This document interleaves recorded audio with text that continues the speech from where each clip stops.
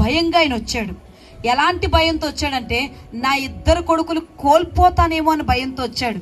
ఇంకొక భయంతో కూడా వచ్చాడు ఆయన, మరి ఇంకా నా యొక్క సంతానం నా చేతిలో ఉండకుండా మాయమైపోతుందేమో అని. దేవుని ప్రేమించి రాలేదు కానీ తన బిడ్డలు బాగు చేయబడాలని అడగడానికి వచ్చాడు ఆయన.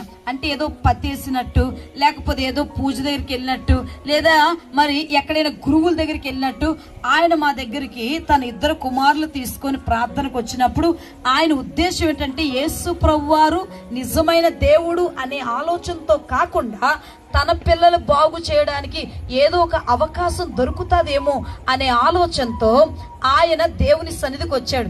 దేవుడు ఎంత గొప్పవాడంటే, ఆయన దగ్గరకు వచ్చిన వారిని ఆయన ఎట్టి పరిస్థితుల్లో విడిచిపెట్టే దేవుడు కాదు, ఎంత మాత్రం వదిలిపెట్టే దేవుడు కాదు. మనిషి దేవుడిని వాడుకోవడానికి వచ్చిన దేవుడు మాత్రం మనిషిని వాడుకోడండి. దేవుడు ఎందుకు పిలుస్తాడంటే, మానవాళి జీవితంలో ఉన్న చీకటిని తొలగించి వెలుగులోకి తీసుకొని వచ్చి ఈ భూమి మీద దేవుడిచ్చిన ఆయుష్ 40 సంవత్సరాలు అవ్వచ్చు, 50 సంవత్సరాలు అవ్వచ్చు, 60 సంవత్సరాలు అవ్వచ్చు, ఇంకా అధిక బలం అధిక ఆయుష్ ఉంటే 70 సంవత్సరాలు అవ్వచ్చు.